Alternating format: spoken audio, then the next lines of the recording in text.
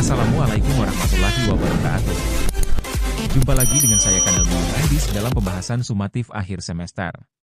Mata pelajaran Bahasa Indonesia kelas 6 SD. Dalam pembahasan ini saya akan membahas soal pilihan ganda sebanyak 20 nomor dan 5 nomor uraian. Tapi sebelum lanjut, jangan lupa like, komen, share dan subscribe ya sahabat. Serta nyalakan loncengnya agar selalu mendapatkan notifikasi setiap saya mengupload video. Kita masuk pada soal nomor 1.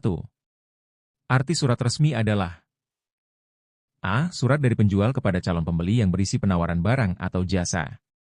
B. Surat yang dikeluarkan oleh instansi atau lembaga, ditujukan kepada instansi lain atau perseorangan, yang isinya perihal kedinasan. C. Surat yang dikeluarkan oleh perseorangan atau pribadi. D. Surat dari dokter terhadap keadaan umum seseorang dinyatakan sehat atau sakit. Jawabannya adalah B. Surat yang dikeluarkan oleh instansi atau lembaga, ditujukan kepada instansi lain atau perseorangan, yang isinya perihal kedinasan. Soal nomor 2.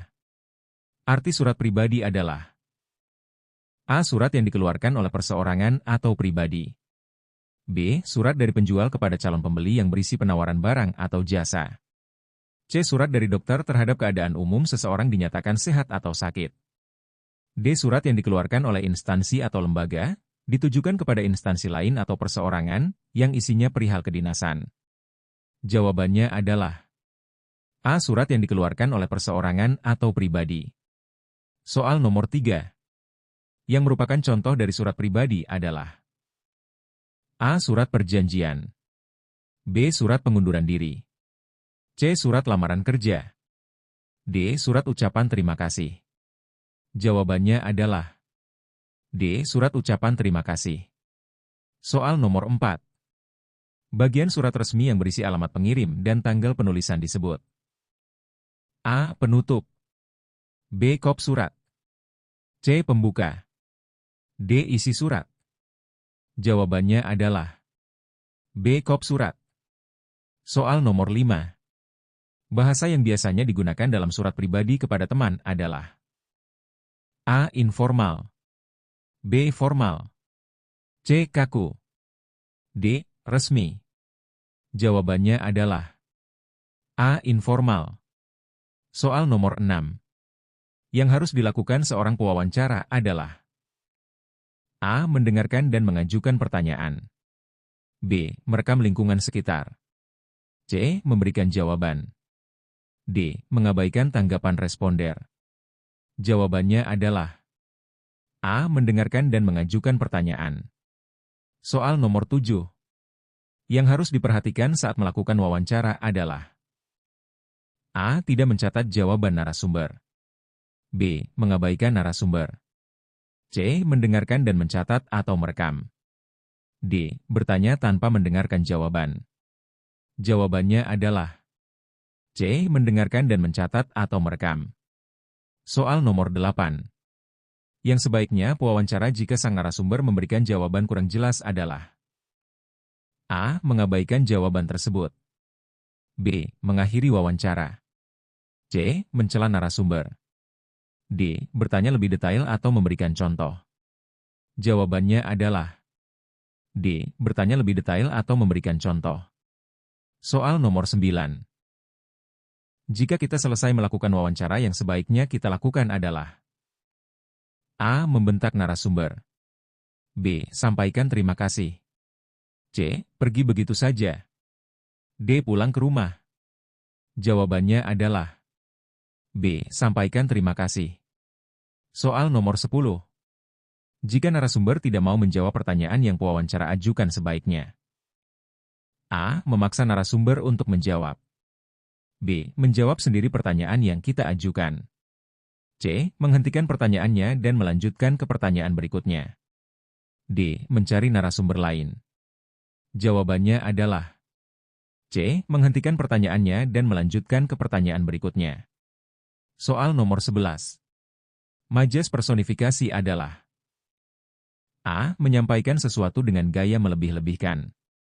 B. Membandingkan dua objek yang berbeda tapi dianggap sama, menggunakan kata pembanding, bagaikan, bak, atau seperti. C. Menggunakan sifat-sifat benda hidup pada suatu benda mati.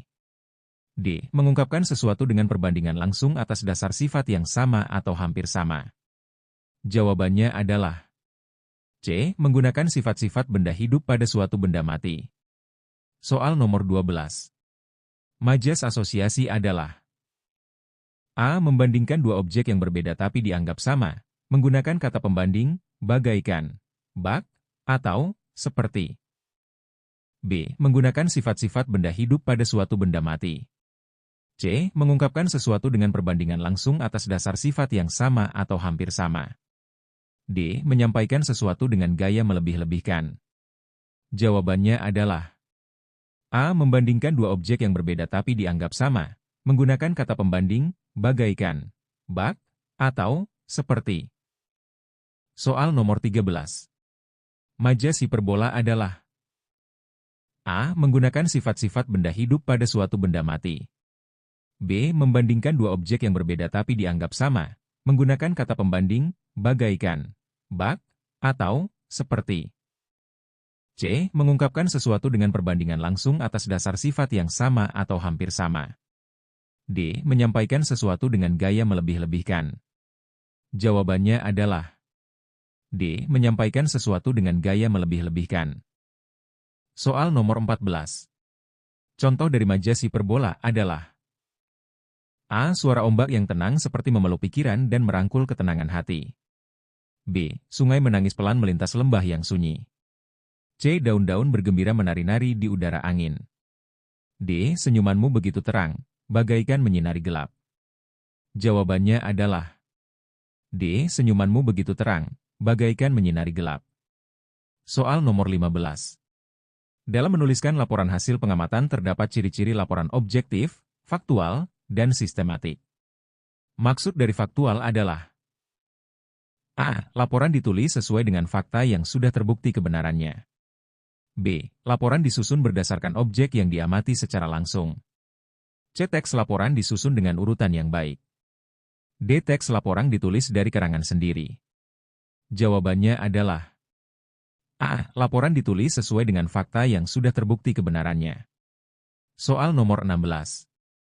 Teks eksplanasi adalah A. Tulisan yang menjelaskan proses terjadinya suatu peristiwa atau fenomena secara ilmiah, seperti perubahan iklim. B. Bentuk teks atau tulisan yang memuat tentang informasi maupun pengetahuan. C. Teks yang memuat bentuk interaksi sosial dan berfungsi untuk mencari kesepakatan atau penyelesaian bersama. D. Teks yang berisi cara untuk membuat atau melakukan sesuatu. Jawabannya adalah A. Tulisan yang menjelaskan proses terjadinya suatu peristiwa atau fenomena secara ilmiah, seperti perubahan iklim. Soal nomor 17. Yang dimaksud dengan eksposisi dalam konteks teks eksplanasi adalah A. Penjelasan singkat pada awal teks eksplanasi. B. Istilah umum yang tidak berkaitan dengan teks eksplanasi. C. Informasi ilmiah terkait dengan suatu proses. D. Paragraf penutup dalam teks eksplanasi. Jawabannya adalah C. Informasi ilmiah terkait dengan suatu proses. Soal nomor 18. Dalam mencari ringkasan teks eksplanasi, langkah pertama yaitu A. Mencari ide pokok setiap paragraf. B. Memeriksa ringkasan dan mengedit sesuai puebi. C. Menuliskan ringkasan. D. Membaca seluruh teks dengan seksama. Jawabannya adalah D. Membaca seluruh teks dengan seksama. Soal nomor 19. Pentingnya mengedit ringkasan sesuai puebi adalah A. Agar ringkasan lebih sulit dipahami oleh pembaca. B. Agar ringkasan menjadi lebih singkat. C. Agar ringkasan ejaan bahasa Indonesia benar dan sesuai pedoman. D. Agar ringkasan lebih panjang. Jawabannya adalah C. Agar ringkasan ejaan bahasa Indonesia benar dan sesuai pedoman. Soal nomor 20. Kalimat utama pada paragraf biasanya ditemukan di A. Di awal paragraf. B. Di akhir paragraf. C. Hampir merata di semua paragraf. D. Di tengah paragraf. Jawabannya adalah A. Di awal paragraf. Sekarang kita masuk pada soal uraian. Soal nomor 1. Sebutkan perbedaan antara surat pribadi dan surat resmi. Jawabannya adalah Surat pribadi. A. Lebih informal, menggunakan bahasa akrab. B. Biasanya ditujukan kepada teman, keluarga, atau orang terdekat. C. Isinya bisa berupa cerita, pengalaman, atau perasaan pribadi. Surat resmi. A. Lebih formal, menggunakan bahasa yang lebih resmi. B. Ditujukan kepada institusi atau lembaga resmi. C. Isinya bersifat profesional, seperti pemberitahuan, permohonan, atau laporan. Soal nomor 2. Apa yang dimaksud dengan wawancara? Sebutkan tujuan umum dari melakukan wawancara. Jawabannya adalah: wawancara adalah suatu metode komunikasi langsung antara dua orang atau lebih, yang satu bertindak sebagai pewawancara dan yang lain sebagai responden. Tujuan umum dari wawancara adalah untuk mendapatkan informasi, memahami pendapat, atau menggali pemahaman lebih dalam tentang suatu topik. Soal nomor 3. Buatlah kalimat yang menggunakan majas personifikasi. Jawabannya adalah: jawaban dapat menyesuaikan peserta didik. Contoh: A. Angin berbisik lembut pada daun-daun pohon yang sedang tertidur. B. Matahari tersenyum cerah di langit pagi. C. Bunga-bunga di taman berkumpul dan berbisik tentang rahasia alam. Soal nomor 4. Buatlah kalimat yang menggunakan majas metafora. Jawabannya adalah: jawaban dapat menyesuaikan peserta didik. Contoh: A. Hati saya adalah taman bunga yang mekar setiap kali kamu tersenyum. B. Cinta adalah matahari yang menerangi kehidupan kita. C. Petualangan hidup ini adalah lautan yang penuh dengan gelombang dan badai. Soal nomor 5. Sebutkan 3 bagian yang umumnya terdapat dalam kalimat eksposisi. Jawabannya adalah: 1. Pendahuluan atau introduksi. Memperkenalkan topik atau ide utama. 2. Pengembangan atau isi. Memberikan penjelasan atau uraian secara mendalam. 3. Penutup atau kesimpulan. Menyimpulkan atau merangkum poin-poin penting yang telah dijelaskan. Demikianlah soal pembahasan pilihan ganda dan uraian sumatif akhir semester.